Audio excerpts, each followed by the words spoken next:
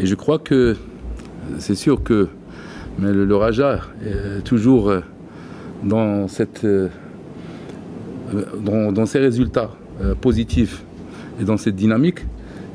Elle n'a pas le choix. Elle n'a pas le choix pour continuer tête de groupe et pour, bien sûr, définitivement être premier du groupe, bien sûr, et se qualifier pour le quart de finale.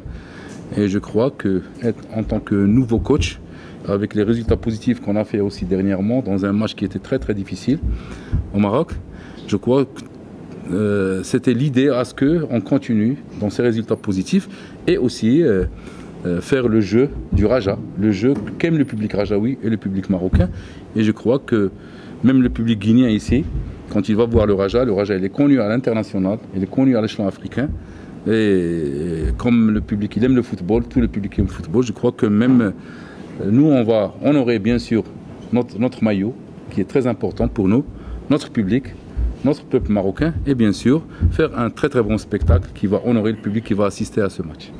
Oui, comme vous savez maintenant au niveau footballistique, c'est qu'il n'y a pas de frontières avec les nouvelles technologies et avec les médias. Grâce à vous aussi qu'on peut connaître pas mal de choses sur toutes les équipes, à savoir les analyses que vous faites, les commentaires que vous faites et bien sûr le suivi des grandes nations de football. Nous, la Guinée, c'est une grande nation de football.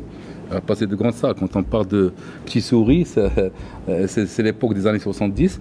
Bien sûr, on connaît aussi, et à travers aussi des joueurs maintenant qui sont expatriés, qui viennent pour renforcer les clubs professionnels au Maroc. Et je crois que je sais beaucoup de choses sur le RIA. Premièrement, j'ai vu les derniers matchs, les 2 derniers matchs, par le biais de mes collègues, puisque nous, en tant que staff, on a aussi notre analyste vidéo qui fait un travail colossal, il est avec nous. Et je crois aussi avec mon staff qui a déjà joué en aller il y a 2 semaines, comme a dit monsieur le commissaire, match, c'est que j'ai vu le match aller, mais un match nous ressemble à un autre, comme vous le savez. Il faut être prêt pour ce match de demain. Et pour ce match de demain, on a préparé notre équipe tout en mettant l'accent sur les détails de notre équipe, qui est très importante. Et après, on va bien sûr tenir compte des points forts et des points faibles de cette équipe de Huria, sachant que actuellement l'équipe de Huria, malgré qu'elle est placée première, mais elle est en manque de confiance.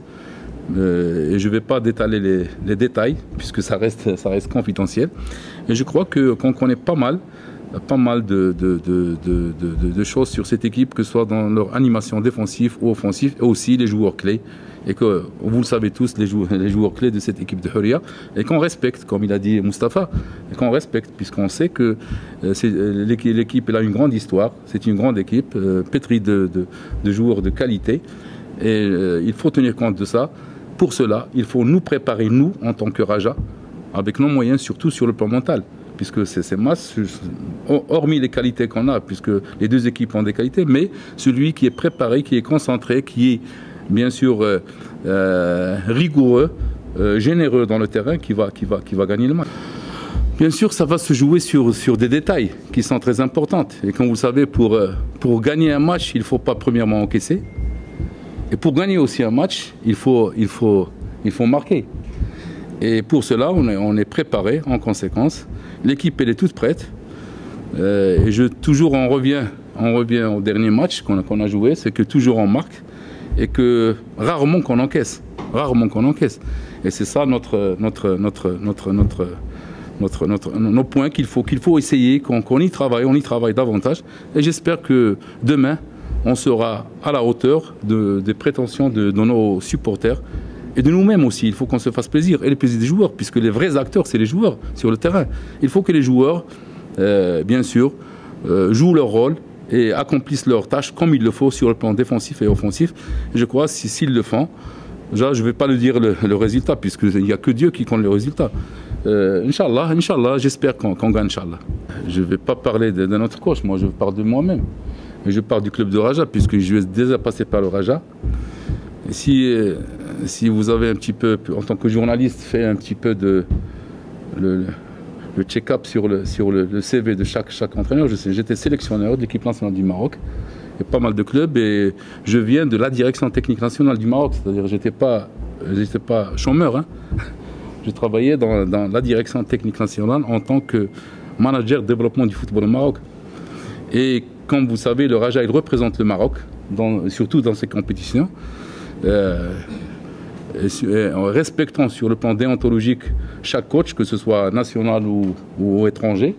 Dès qu'ils ont terminé, ils m'ont contacté. Il y a eu l'aval aussi de ma fédération. Et bien sûr, comme je connais, c'est un club du cœur, le Raja. Ça, c'est la réponse, c'est un club du cœur. Et les grands entraîneurs espèrent entraîner le Raja. Les grands entraîneurs espèrent... et je crois que le Raja, il a une grande histoire. Et j'aimerais bien aussi participer au futur de l'histoire du Raja en allant très très loin. Pourquoi ne pas remporter des titres, surtout des titres qui sont très chers, à savoir la selle. Gagner, vous l'avez dit, c'est gagner, et comme a dit tout à l'heure Mustapha, ça c'est notre objectif, c'est que être premier du groupe, premièrement, pour être favori pour jouer le match de quart, le retour chez nous, et bien sûr se qualifier définitivement dans ce groupe. Et je saute à la question, puisque le Raja, monsieur, a un ADN. Je crois que mon profil, il y va, puisque j'ai déjà fait ça avant, il y va avec l'ADN du Raja, avec le style de jeu, c'est très important. Le Raja, c'est ça. Le Raja, c'est pas seulement avoir des résultats, mais avoir une manière de jeu qu'aime le public Raja. Oui, comme on le sait, comme je l'ai dit tout à l'heure, et je le répète avec un mot encore plus grand, c'est que c'est un match très difficile, hein. C'est pas un match facile. Sachant que l'équipe d'Oria, elle a des joueurs, comme j'ai dit, surtout dans les phases offensives ou dans la ligne défensive qui ont des qualités, qui ont des prouesses techniques qui sont très importantes. Et aussi, c'est que nous aussi, on s'est préparé en conséquence. Pour, bien sûr, être vigilant vis-à-vis de ces joueurs sur le plan individuel et aussi sur le plan collectif. Et je sais que mes joueurs sont déjà préparés mentalement pour ça, pour déjà, comme j'ai dit, respecter les consignes que j'ai données déjà aux séances d'entraînement, que je vais leur donner. Et en coachant le match, bien sûr, sur le plan du coaching, déjà, je vais être vigilant avec eux sur le terrain. Et je crois qu'ils sont déjà matures dans ce sens, à ce que ils respectent l'adversaire, mais tout en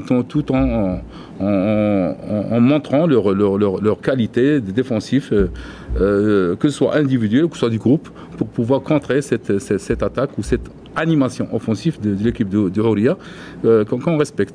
Sachant qu'aussi il y a des joueurs qui peuvent des joueurs clés. Le numéro 2, c'est Morey aussi, c'est un très bon joueur qu'il ne faut pas oublier. Là, ça montre que déjà on a étudié cette équipe de Oria, et je crois que ça c'est un côté, mais le côté le plus important, c'est que nous, on montre qu'on est prêt et qu'on mérite cette première place grâce à notre effectif, grâce à nos joueurs, Inch'Allah, qui seront à la hauteur demain. Merci.